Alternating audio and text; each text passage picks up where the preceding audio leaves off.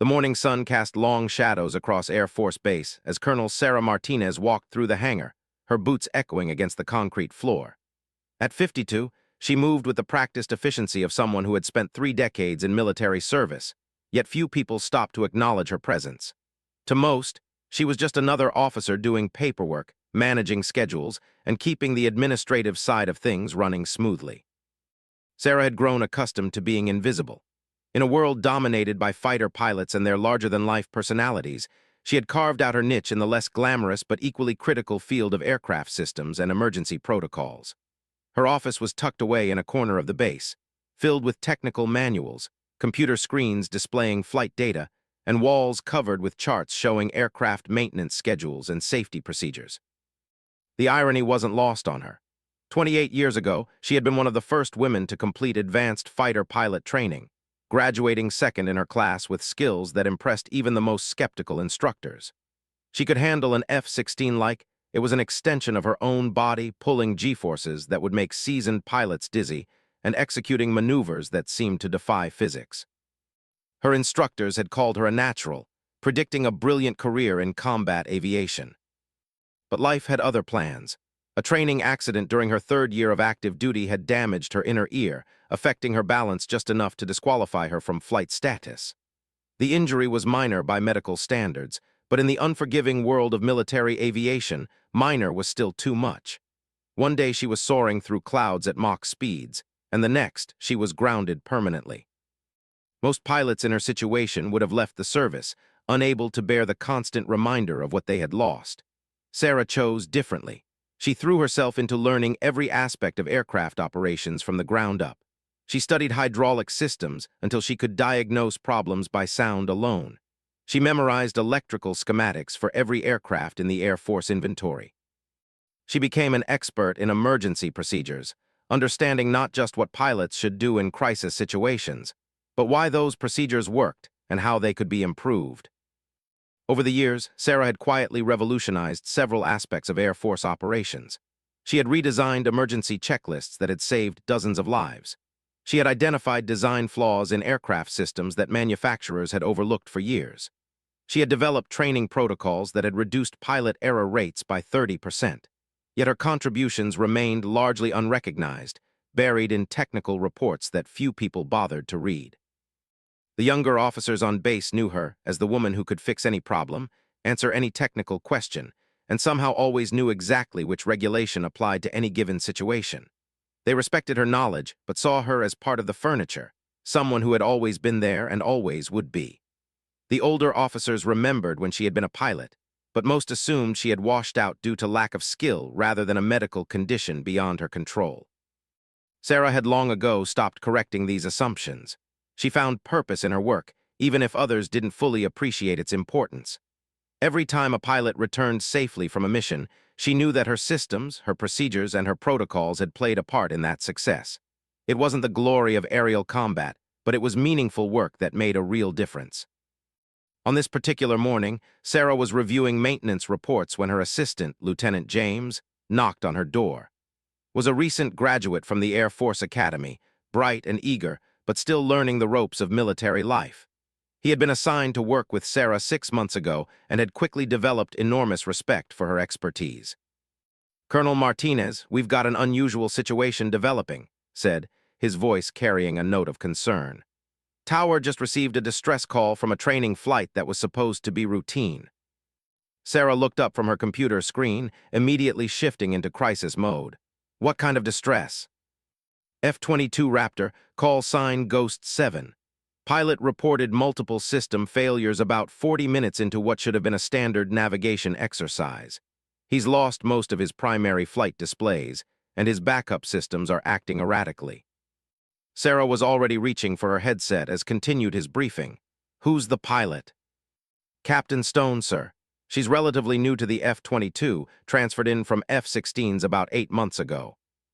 Sarah knew Stone by reputation.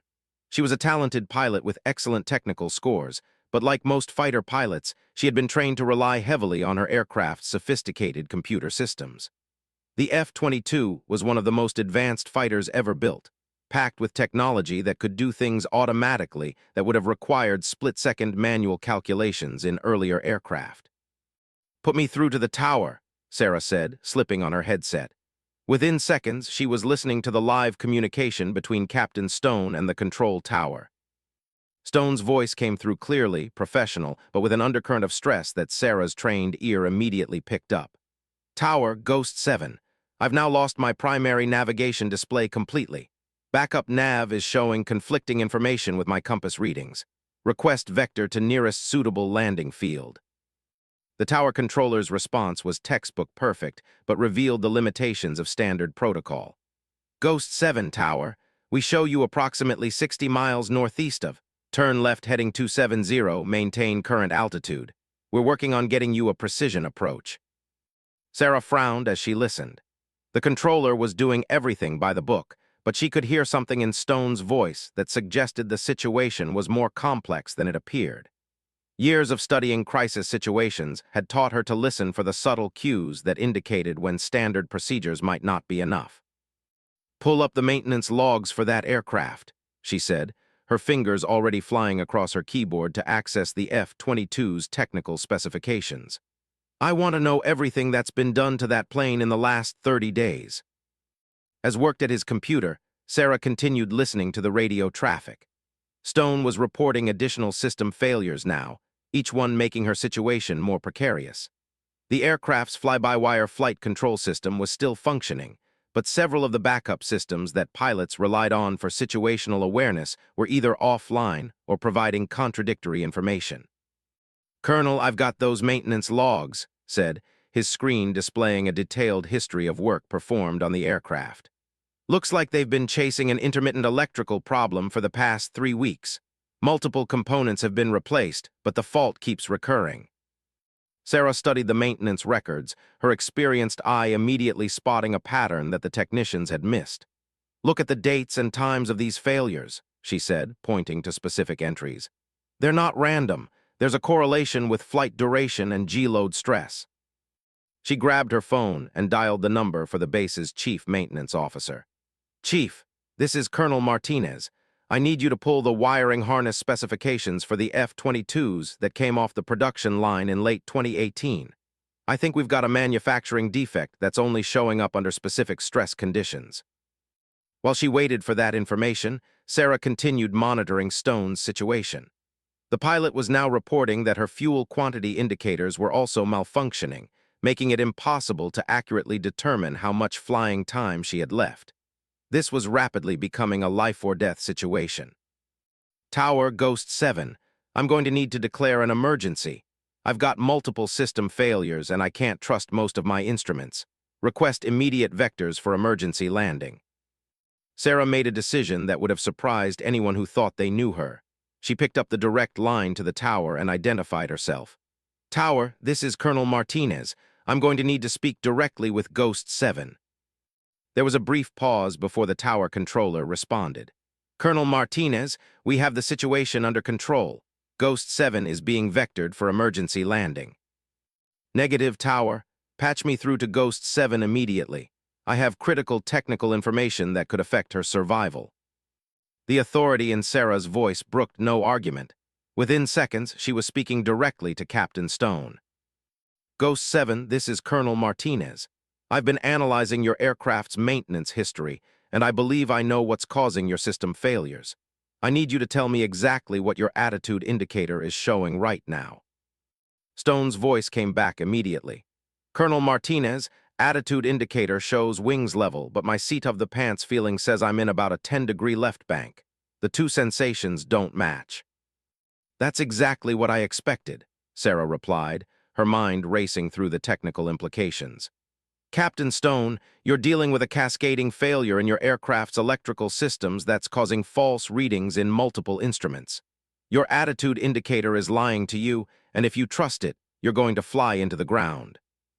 Sarah could hear the tension in Stone's voice as she responded. "Colonel, if I can't trust my instruments, how do I know which way is up?" "You're going to fly this approach using techniques that pilots used before we had all this computer assistance," Sarah said calmly. "I'm going to talk you through it step by step. First, I need you to tell me what you can see outside your cockpit. For the next 20 minutes, Sarah guided Stone through a completely manual approach to Air Force Base. She had to teach the young pilot how to judge altitude and airspeed using visual cues, how to maintain proper approach angle without electronic glide slope guidance, and how to compensate for the false information her instruments were providing. It was in old-school flying skills, the kind of techniques that had been largely forgotten in an era of increasingly automated aircraft. Sarah drew on knowledge she had accumulated over decades of study, combining her understanding of aircraft systems with her memories of flying skills that most modern pilots never needed to develop. "Ghost 7, you're looking good on approach," Sarah said as Stone lined up for landing. "Remember, trust what your body is telling you, not what the instruments say. You've got this." The landing was textbook perfect, a testament both to Stone's flying ability and to Sarah's guidance. As the F-22 touched down safely on the runway, the entire control tower erupted in applause. Sarah simply smiled quietly and began documenting the incident for her technical report. But word of what had happened spread quickly through the base. Within hours, everyone knew that the quiet colonel in the corner office had just saved a pilot's life using knowledge and skills that most people didn't even realize she possessed.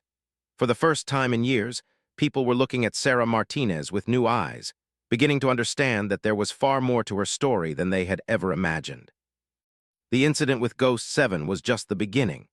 As news of Sarah's expertise spread, people began asking questions about her background, her experience, and her qualifications. Some of the older officers started sharing stories about the woman who had once been considered one of the most promising pilot candidates in Air Force history. Sarah found herself in an unfamiliar position. After years of working in the shadows, contributing to Air Force operations without recognition or fanfare, she was suddenly the center of attention. People wanted to know her story, wanted to understand how she had developed such extraordinary expertise, and wanted to learn from her knowledge. She wasn't sure how she felt about the sudden interest in her career. On one hand, it was gratifying to finally receive recognition for the work she had been doing for decades. On the other hand, she had grown comfortable with her role as the behind-the-scenes expert, the person who made things work without needing credit for the accomplishment. As she sat in her office that evening, reviewing the technical details of the day's emergency, Sarah reflected on the strange turns her career had taken.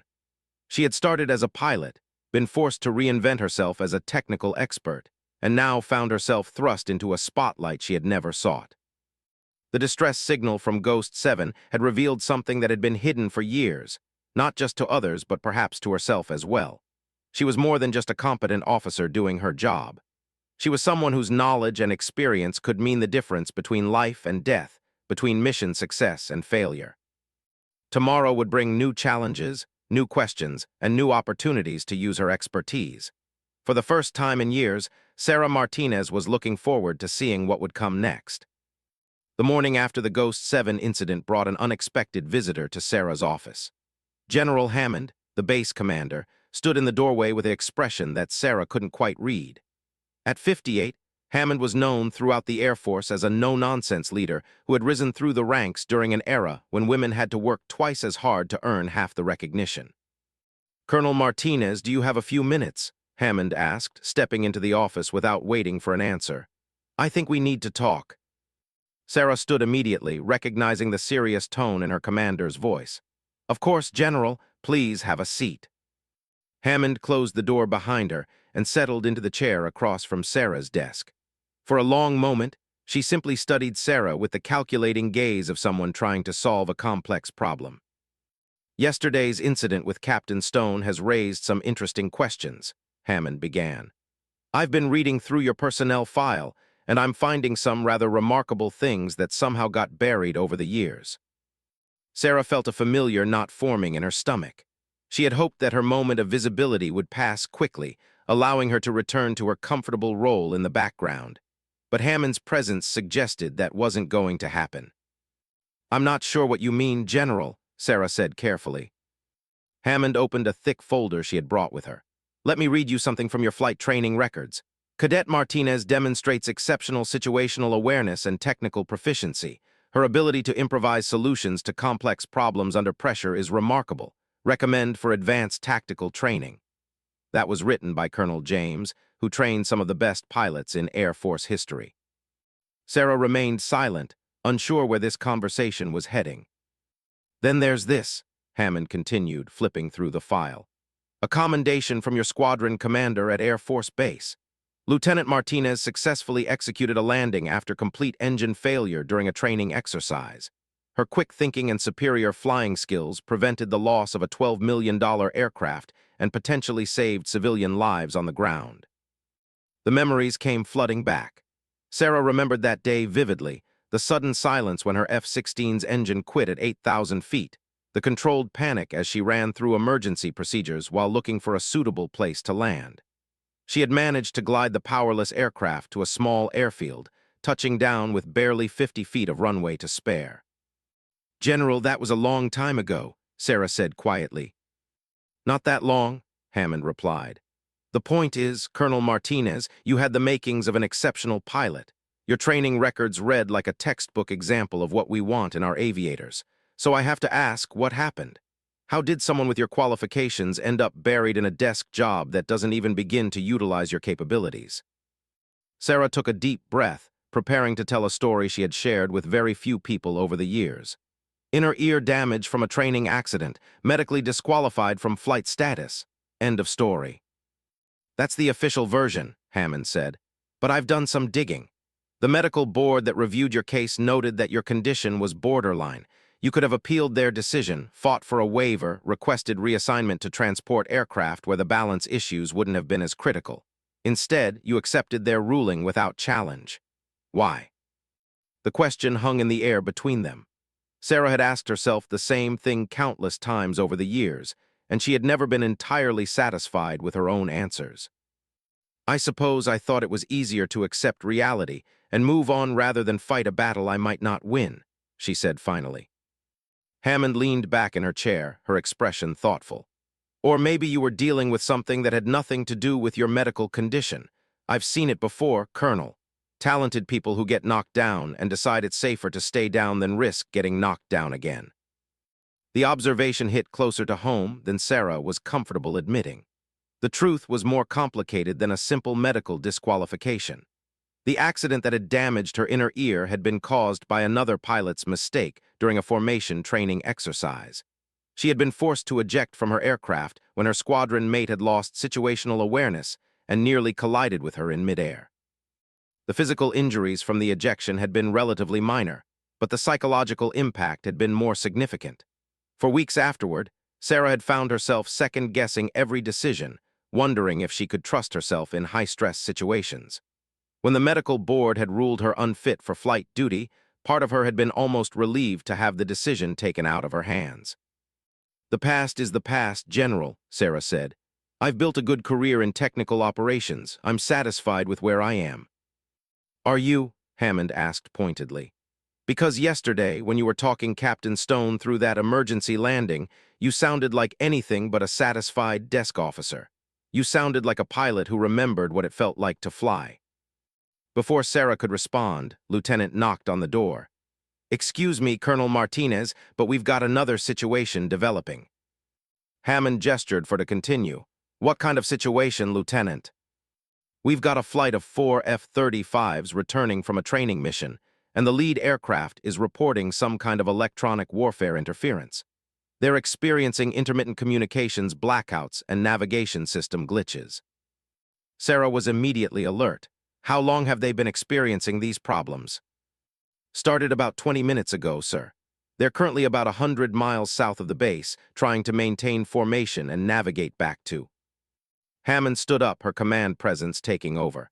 "Colonel Martinez, I want you to handle this situation. Use whatever resources you need." "General, I should point out that electronic warfare countermeasures aren't exactly my specialty," Sarah began. "Maybe not," Hammond replied, "but crisis management clearly is, and right now that's what we need most." Within minutes, Sarah found herself back in the control tower, headset on, coordinating with multiple agencies to understand and resolve the situation facing the F-35 flight. The aircraft were part of a joint training exercise with the Navy, and their route had taken them through an area where electronic warfare testing was being conducted. Viper Flight, this is Control, Sarah said into her microphone. We believe you may have flown through an active electronic warfare testing area. Can you confirm your current position using backup navigation methods? The response came back fragmented with significant static interference. Viper lead, position uncertain, backup systems also, interference. Sarah quickly realized that the situation was more complex than a simple case of electronic interference. The F-35's sophisticated computer systems were designed to operate in hostile electronic environments, but they were apparently encountering something that exceeded their defensive capabilities.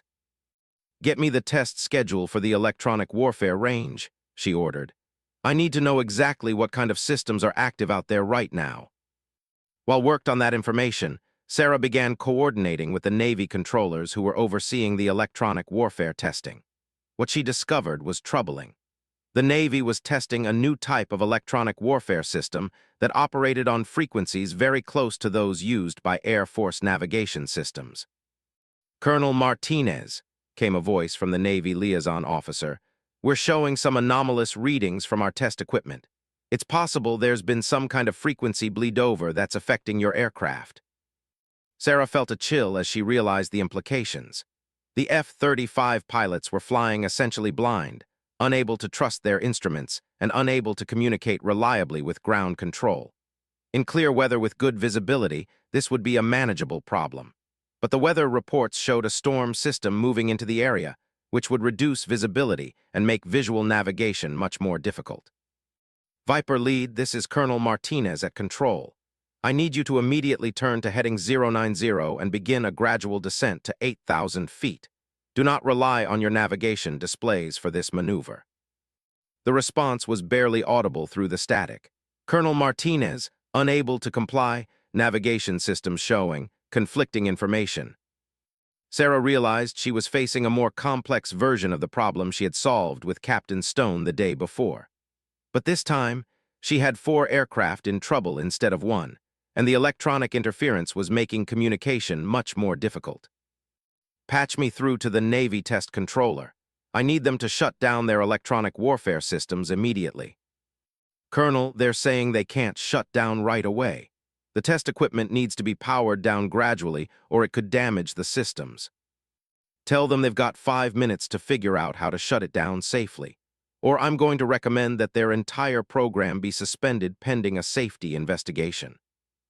The authority in Sarah's voice surprised even her. She was making decisions and issuing orders that went well beyond her normal scope of responsibility, but the situation demanded immediate action. Over the next hour, Sarah orchestrated a complex emergency response that involved coordinating with multiple air traffic control centers, weather services, and military commands. She had to guide 4 confused and increasingly concerned pilots through a manual navigation procedure, while simultaneously working to eliminate the source of their problems. The breakthrough came when she realized that the electronic interference wasn't constant. It seemed to pulse in a regular pattern, creating brief windows when the F-35 systems functioned normally. By timing her communications to coincide with these windows, she was able to provide the pilots with accurate navigation information and coordinate their safe return to base. Viper Flight, you should be able to see Air Force Base on your 2 o'clock position, approximately 15 miles. The interference should be minimal at your current position. Control, Viper Lead, we have visual contact with the base. All 4 aircraft are in formation and ready for approach. As the F-35s lined up for landing, Sarah allowed herself a moment of relief. But her satisfaction was short-lived when she realized that General Hammond had been standing behind her for the past 30 minutes, observing everything she had done. Colonel Martinez, that was impressive work, Hammond said as the last F-35 touched down safely. But I have to ask, where did you learn to coordinate that kind of multi-agency emergency response? Sarah paused, unsure how to answer. The truth was, she had been improvising, drawing on decades of accumulated knowledge about aircraft systems, military procedures, and crisis management. But she had never been formally trained for this kind of coordinating role. I suppose it's just the result of years of studying how things work and how they can go wrong, she said finally. Hammond nodded thoughtfully. Colonel, I'm going to ask you a direct question, and I want a direct answer. Are you satisfied with your current position, or would you be interested in taking on greater responsibilities? Sarah looked around the control tower, seeing the faces of the controllers and technicians who had just witnessed her handle two major emergencies in as many days. For the first time in years, she had felt truly engaged with her work, using skills she had almost forgotten she possessed. I'm not sure what you have in mind, General, she said carefully. I'm thinking about creating a new position, something like Deputy Commander for Emergency Operations. Someone who would be responsible for coordinating crisis response, improving our emergency procedures, and serving as a liaison between different commands during complex situations. The offer was tempting, but Sarah had learned to be cautious about opportunities that seemed too good to be true. With respect, General, I'm not sure I have the qualifications for that kind of responsibility. Colonel Martinez, Hammond said with a slight smile, 2 days ago I would have agreed with you. But watching you handle these emergencies has shown me something that your personnel file doesn't reflect. You have exactly the kind of calm, analytical thinking we need in crisis situations. More importantly, you have the respect of both the technical people and the operational people, which is rare. As Sarah considered Hammond's words, she realized that the past 2 days had changed something fundamental about how she saw herself and her capabilities. For years, she had defined herself by what she could no longer do, by the pilot she had been forced to stop being. But perhaps it was time to start thinking about what she could become instead. 3 weeks after General Hammond's offer, Sarah found herself sitting in a conference room at the Pentagon, surrounded by some of the highest-ranking officers in the Air Force. The meeting had been called to discuss a series of incidents involving advanced aircraft systems, and Sarah's name had come up as someone with unique expertise in crisis management and technical problem-solving. The transition to her new role as Deputy Commander for Emergency Operations had been swift and somewhat overwhelming. General Hammond had fast-tracked her appointment, cutting through bureaucratic red tape with an efficiency that surprised everyone, including Sarah herself. Within days of accepting the position, she found herself briefing senior officers on emergency procedures and representing Air Force Base at high-level meetings. Colonel Martinez, said General Robert, the Air Force's Deputy Chief of Staff for Operations, we've been following your work with interest. The incidents you handled at last month have raised some important questions about our current emergency response protocols.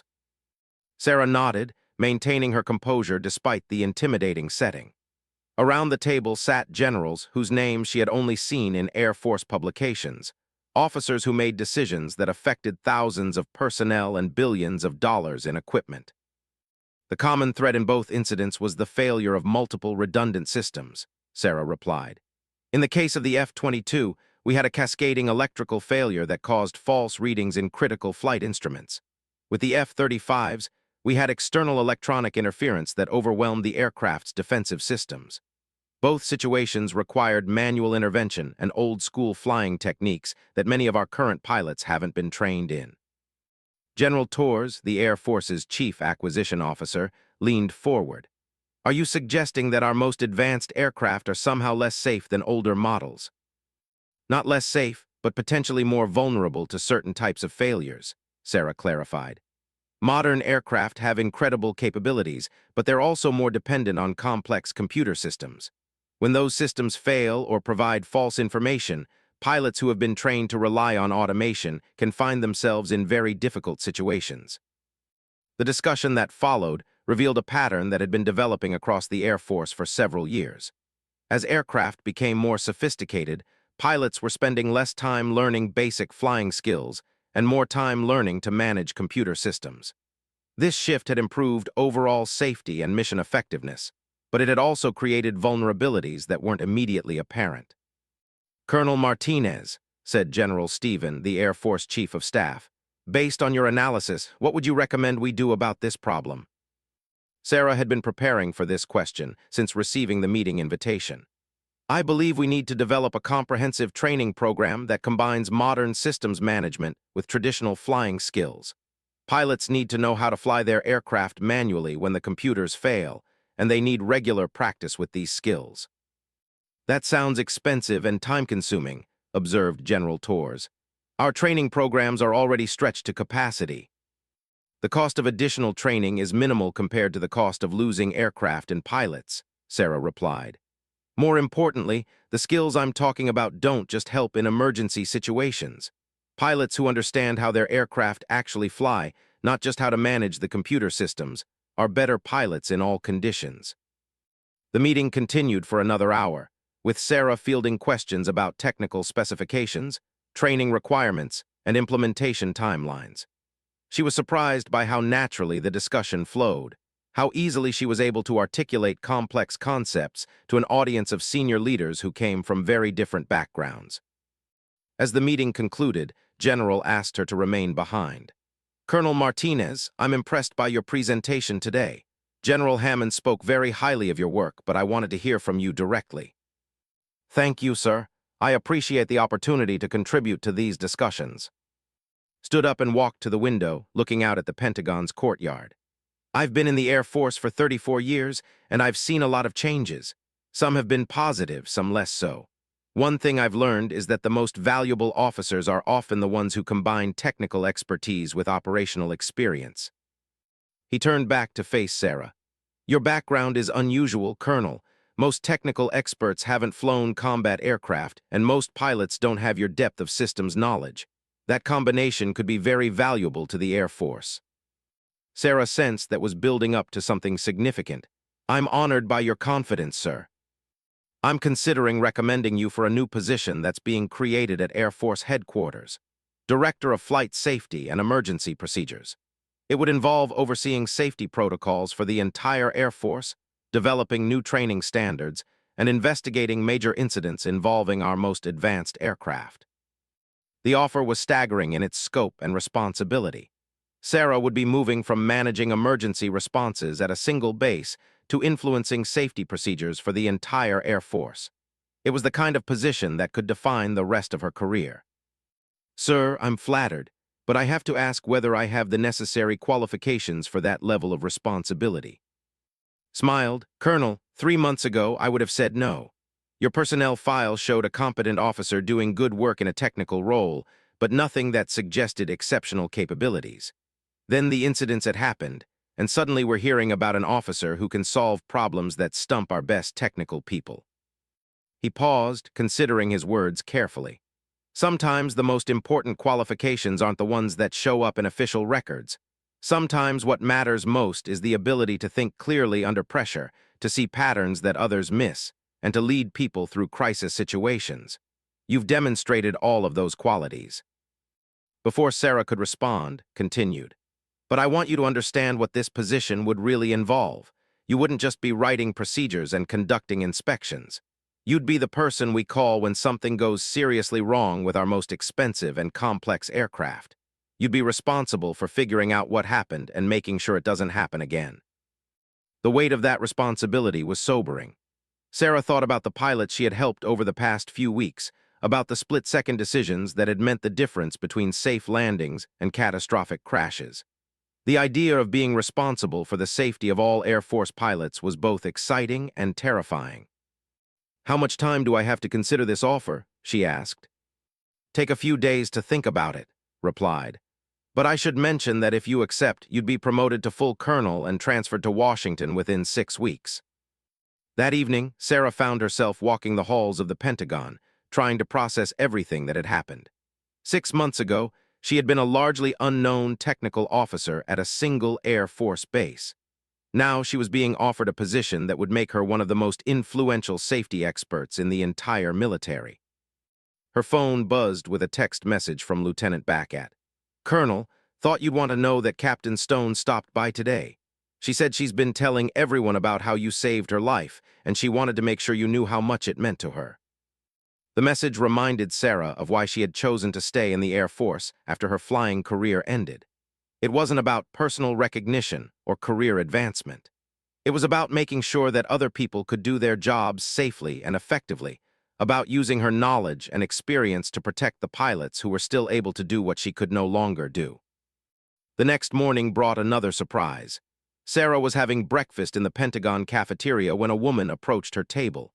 She was in her 60s, with silver hair and the bearing of someone accustomed to command. "Excuse me, are you Colonel Sarah Martinez?" the woman asked. Yes, I am. Can I help you? The woman smiled. I'm retired General Diana Foster.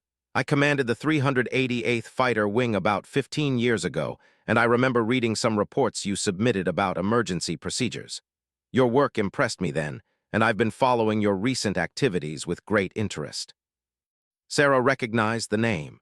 General Foster had been one of the first women to command a fighter wing, and she had earned a reputation as an innovative leader who wasn't afraid to challenge conventional thinking.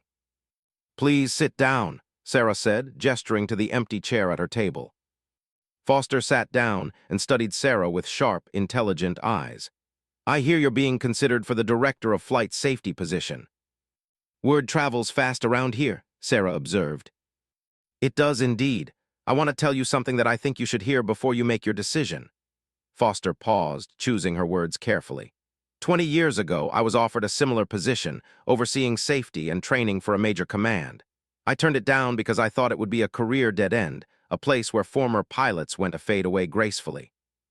Sarah waited for Foster to continue. It was one of the biggest mistakes of my career, Foster said.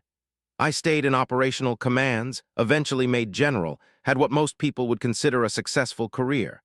But I always wondered what would have happened if I had taken that safety position, if I had used my experience to make flying safer for the next generation of pilots.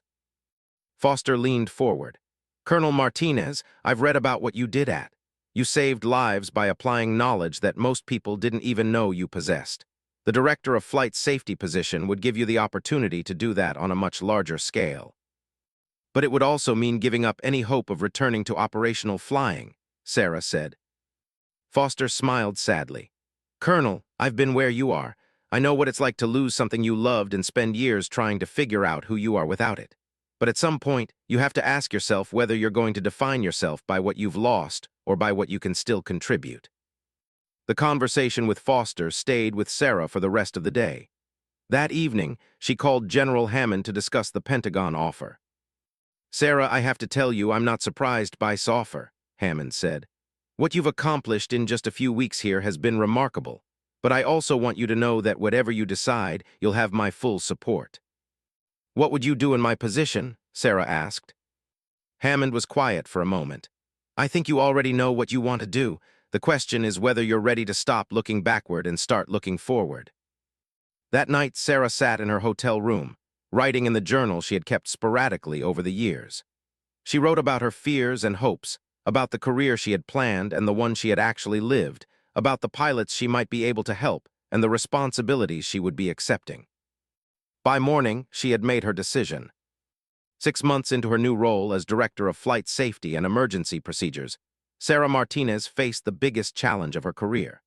She was awakened at 3:47 a.m. by a call from the Air Force Operations Center, informing her that 2 F-35 Lightning II fighters had gone missing during a routine training mission over the Pacific Ocean. Colonel Martinez, we need you here immediately, said Colonel James Wright, the duty officer at the Operations Center. We've got a situation that's unlike anything we've dealt with before.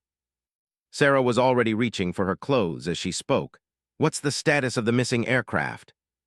Last contact was at 21:30 hours yesterday evening.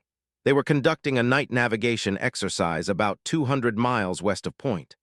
Both aircraft simply disappeared from radar simultaneously, with no distress calls, no emergency beacons, nothing. By the time Sarah arrived at the Pentagon, the Situation Room was buzzing with activity. Representatives from the Coast Guard, Navy, and various intelligence agencies were coordinating what had already become a massive search and rescue operation. Large screens displayed satellite imagery, weather data, and the projected search areas where the missing F-35s might have gone down. Colonel Martinez, thank you for coming in so quickly, said General, who looked like he had been awake for hours. We need your expertise to help us understand what might have happened to these aircraft. Sarah studied the information displayed on the screens.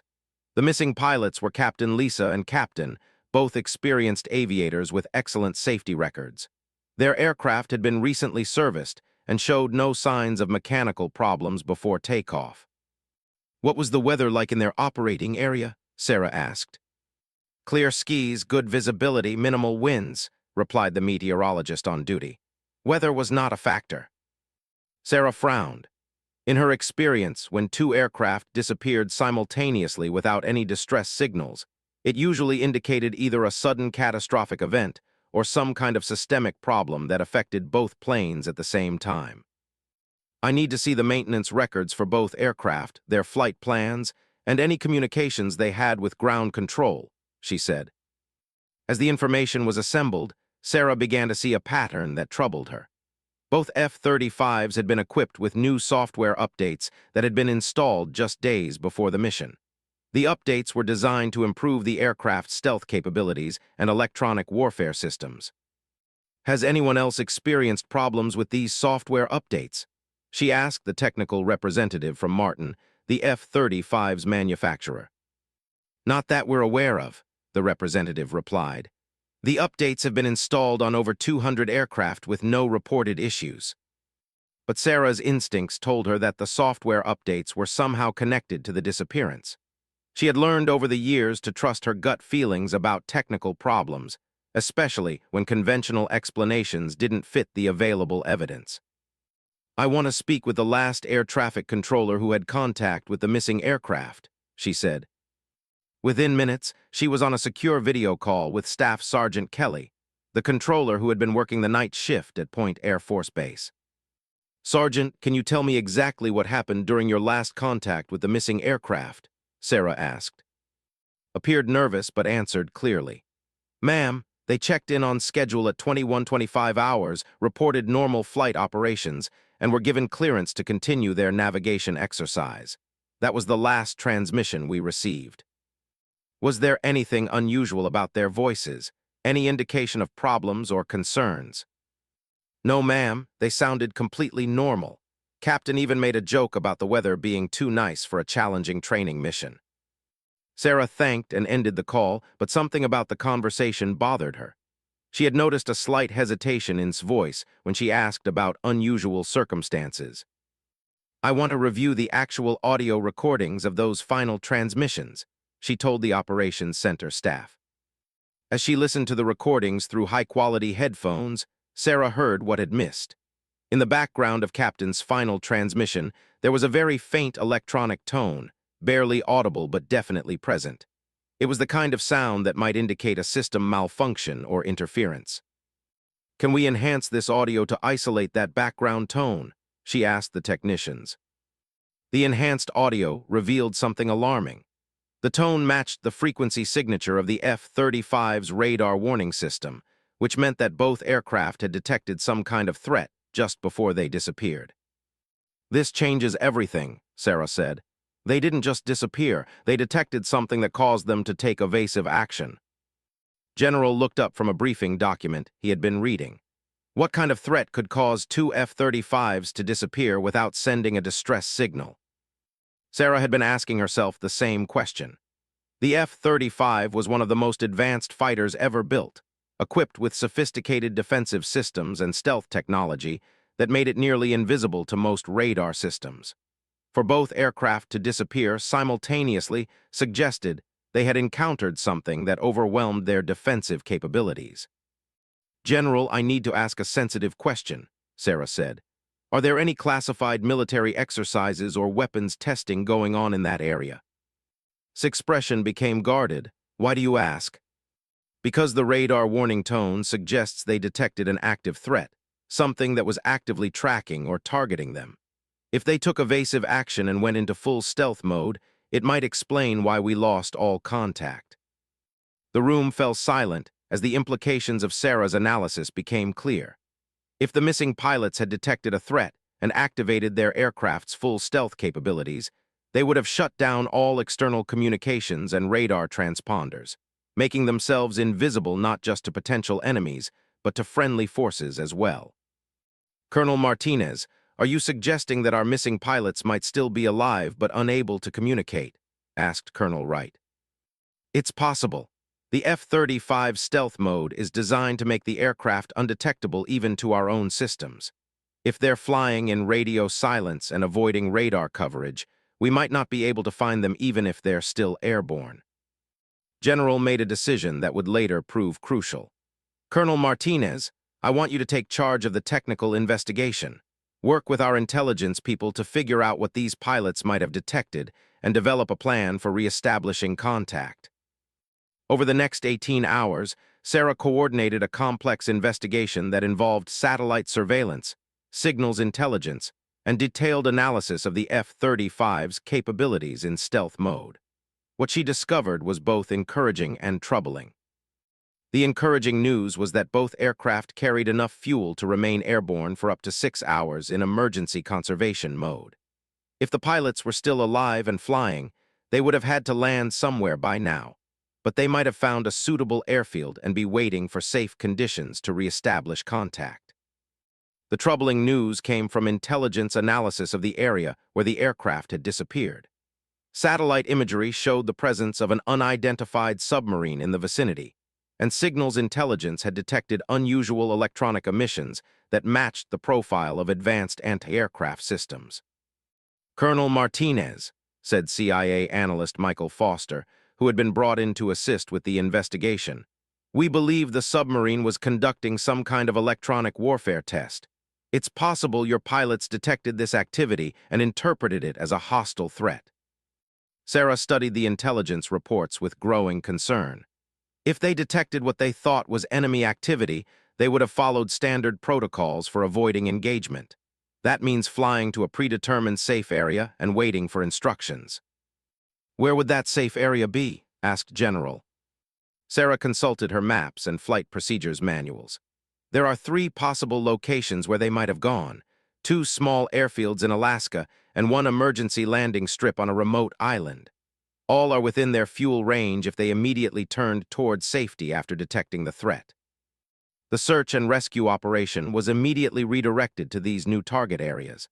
Coast Guard aircraft and Navy ships were dispatched to the remote locations, while satellite surveillance was focused on detecting any signs of the missing F-35s. The breakthrough came 36 hours after the aircraft had disappeared. A Coast Guard helicopter searching the remote island airstrip spotted what appeared to be aircraft tracks on the makeshift runway, and further investigation revealed 2 F-35s hidden under camouflage tarps in a maintenance hangar. "We've found them," came the radio call that sent waves of relief through the Pentagon Situation Room. "Both aircraft are intact, and we have visual confirmation of both pilots. They appear to be unharmed." The reunion with Captain and Captain revealed the full story of their disappearance. They had detected what they believed to be hostile radar systems targeting them and had followed emergency procedures exactly as they had been trained. Flying in complete radio silence, they had navigated to the emergency airstrip using only backup instruments and visual references. "We knew that any radio transmission could compromise our position," Captain explained during her debriefing. "The protocols were clear about maintaining radio silence until we could confirm that it was safe to reestablish contact." Captain added, "We were prepared to wait up to 72 hours before attempting to contact friendly forces." The training emphasized that patience was more important than speed when dealing with potential threats. Sarah realized that the pilots had done exactly what they had been trained to do, following procedures that she herself had helped to develop. The problem wasn't with their actions, but with the failure of different military services to coordinate their activities and share information about training exercises. "General, this incident highlights a serious gap in our inter-service communication," Sarah said during the post-incident briefing. "The Navy was conducting legitimate electronic warfare testing, but they didn't inform Air Force units operating in the same area. Our pilots responded appropriately to what they perceived as a threat, but the threat was actually friendly forces." The investigation that followed led to significant changes in how military services coordinated their training activities. Sarah was asked to lead a joint task force that developed new procedures for sharing information about electronic warfare exercises and ensuring that all services were aware of potentially confusing activities in their operating areas. But for Sarah, the most important outcome was the confirmation that her approach to safety and emergency procedures was working. The missing pilots had survived because they had been trained to think critically about unusual situations and to follow established procedures even when those procedures meant accepting uncertainty and discomfort. "Colonel Martinez," General said as the formal investigation concluded, Your analysis was critical to resolving this situation quickly and safely. Without your technical expertise and systematic approach, we might have spent weeks searching in the wrong areas. Sarah felt a sense of satisfaction that went beyond personal recognition. She had proven to herself and others that her combination of technical knowledge and operational understanding could make a real difference in complex crisis situations. The incident also marked a turning point in how the Air Force approached safety and emergency procedures. Sarah's recommendations for improved training, better inter-service coordination, and enhanced crisis response protocols were adopted service-wide, potentially preventing similar incidents in the future. As she returned to her office that evening, Sarah reflected on how much her life had changed since that morning when Captain Stone's distress call had first brought her out of the shadows. She was no longer the overlooked technical officer working quietly in the background. She had become someone whose expertise was recognized and valued at the highest levels of military leadership. But more importantly, she had found a way to honor both the pilot she had once been and the expert she had become, using all of her knowledge and experience to protect the aviators who continued to serve on the front lines of military aviation. 2 years after the Pacific incident, Sarah Martinez stood before a packed auditorium at the Air Force Academy, delivering the keynote address at the graduation ceremony for the class of pilots. The young faces looking back at her reminded her of herself 3 decades earlier, full of confidence and dreams of soaring through the skies in the world's most advanced aircraft. But Sarah's story had taken a very different path than any of these graduates would likely expect. She had been asked to speak not about the glorious aspects of military aviation, but about resilience, adaptation, and finding purpose when life doesn't follow the script you had written for yourself. 28 years ago, I sat in seats very much like yours, she began, her voice carrying clearly through the auditorium's sound system. I was convinced that my future lay in the cockpit of a fighter aircraft, that my success would be measured by the missions I flew and the enemies I engaged. The audience was completely attentive. Sarah had developed a reputation throughout the Air Force as someone who could tell a story that was both inspiring and instructive, someone whose experiences offered valuable lessons for military professionals at every level. What I didn't understand then was that sometimes the most important contributions we make to our service come from places we never expected to find ourselves. Sometimes the skills we develop in one area prepare us for challenges we never imagined we would face. She went on to tell the story of her early career, her medical disqualification from flight status, and the long journey that had led her to become one of the Air Force's most respected experts in flight safety and emergency procedures. But she also talked about the lessons she had learned along the way, the importance of continuous learning, and the value of staying curious about how things work and how they can be improved. The pilot who ejected from her F-16 28 years ago thought her career was over, Sarah said. She couldn't see how someone who couldn't fly could still contribute to military aviation. What she didn't realize was that understanding why things go wrong is just as important as knowing how to make them go right. In the audience, Sarah noticed several senior officers who had worked with her over the years. General Hammond was there, now serving as Commandant of the Air Force Academy. General sat in the front row, having recently been promoted to Chief of Staff of the Air Force. Their presence was a testament to how far Sarah had come and how much respect she had earned within the military hierarchy. But the most meaningful presence in the audience was that of Captain Stone, the pilot whose distress call had first brought Sarah into the spotlight. Stone was now a major, serving as a flight instructor and passing on the emergency procedures that Sarah had taught her during that harrowing landing at. After the ceremony, Sarah was approached by a young second lieutenant named Foster, the daughter of the retired general who had encouraged Sarah to take the Pentagon position years earlier. "Colonel Martinez, I wanted to thank you for your speech today," Foster said. "My mother told me I should look you up if I ever had the chance. She said you were someone who proved that there are many different ways to serve with distinction." Sarah smiled, remembering her conversation with General Diana Foster in the Pentagon cafeteria. "Your mother gave me some very good advice at a crucial time in my career.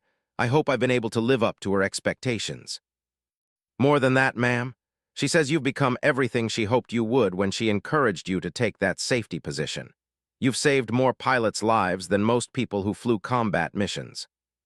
The comment was gratifying, but Sarah had learned not to dwell too much on personal recognition. What mattered more was the knowledge that the systems and procedures she had developed were making military aviation safer for everyone who wore the uniform. Later that evening, at the reception following the graduation ceremony, Sarah found herself in conversation with several of the new graduates who were curious about her career path and the work she did as Director of Flight Safety. "Colonel Martinez, do you ever regret not being able to fly anymore?" asked one young pilot. It was a question Sarah had been asked countless times over the years, and her answer had evolved as she had gained perspective on her career. "I think about flying every day," she replied honestly. "There's a part of me that will always miss the freedom and excitement of being in the cockpit. But I've learned that there are many different ways to be connected to aviation, many different ways to contribute to the mission." Another graduate asked about the technical aspects of her work. "What's the most important thing for new pilots to understand about emergency procedures?" "The most important thing is to stay calm and think systematically about the problem you're facing," Sarah said. "Modern aircraft are incredibly sophisticated, but they're still machines operated by human beings. When something goes wrong, your training and your ability to think clearly under pressure are your most valuable assets." She went on to share some of the lessons she had learned from investigating aircraft incidents and developing emergency procedures. The young pilots listened intently, recognizing that they were receiving insights from someone who had dedicated her career to understanding how to keep them safe.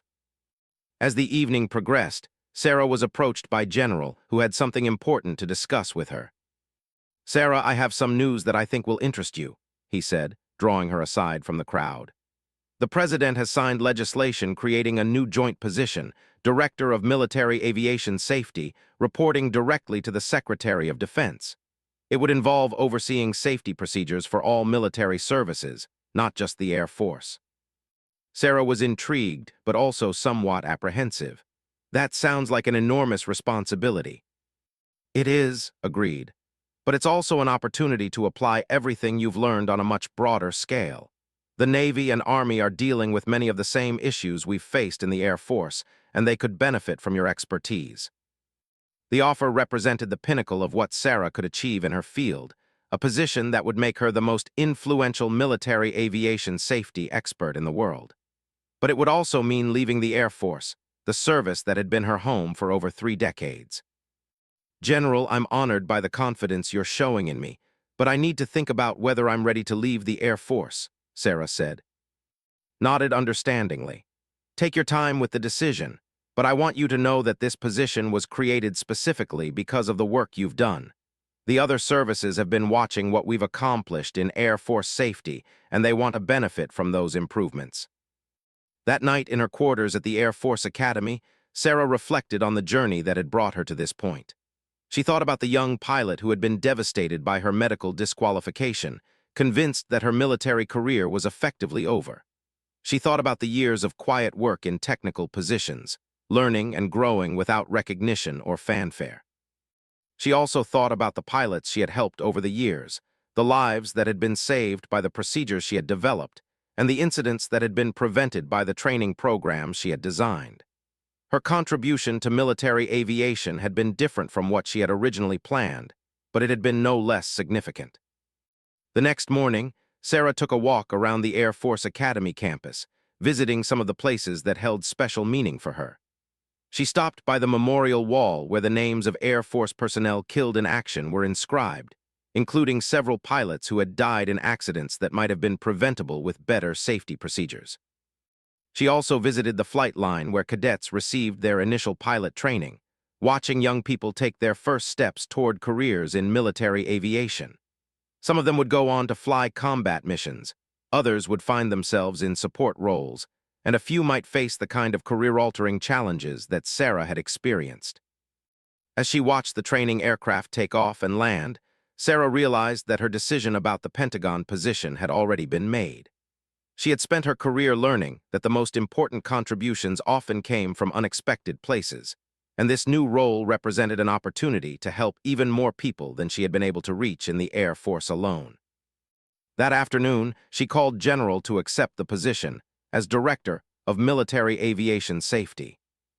"General, I've decided to accept the offer," she said, but I want to make sure I can maintain connections with the Air Force and continue working on the projects we've started here." "Absolutely," replied. "In fact, that's one of the reasons this position will be so valuable. You'll be able to share Air Force innovations with the other services while also bringing their best practices back to us." 6 months later, Sarah found herself in a new office in the Pentagon, overseeing safety procedures for military aviation across all branches of the armed forces. Her first major initiative was a joint training program that brought together pilots, maintenance personnel, and safety experts from different services to share knowledge and best practices. The program was based on the lessons Sarah had learned throughout her career, the understanding that safety was not just about following procedures, but about fostering a culture where people felt empowered to speak up about problems, to question assumptions, and to learn from both successes and failures. On the wall of her new office, Sarah hung a photograph from her pilot training days, a reminder of where her journey had begun. Next to it was a picture from the Air Force Academy graduation ceremony where she had given the keynote address, representing how far she had come. But the most important item on her desk was a simple notepad where she kept track of the pilots whose lives had been affected by her work. The list had grown long over the years, including not just the dramatic rescues and emergency situations, but also the countless pilots who had benefited from improved training, better procedures, and safer aircraft. Sarah Martinez had indeed been an overlooked Air Force legend, but her story was far from over. In her new role, she would have the opportunity to influence military aviation safety on an unprecedented scale, ensuring that future generations of pilots would benefit from the knowledge and experience she had gained through her unique career journey. The distress signal that had first brought her into the spotlight had revealed not just her technical expertise, but also her capacity to adapt, to lead, and to find meaning in unexpected places. It had shown that legends are not always made in the ways we expect, and that sometimes the most important contributions come from those who have learned to see challenges as opportunities rather than obstacles. As Sarah settled into her new responsibilities, she knew that her greatest adventures in military service still lay ahead, in the lives she would help save, and the innovations she would help create. The pilot who had once thought her career was over had become something she never could have imagined, a guardian angel watching over all those who chose to serve their country in the skies above.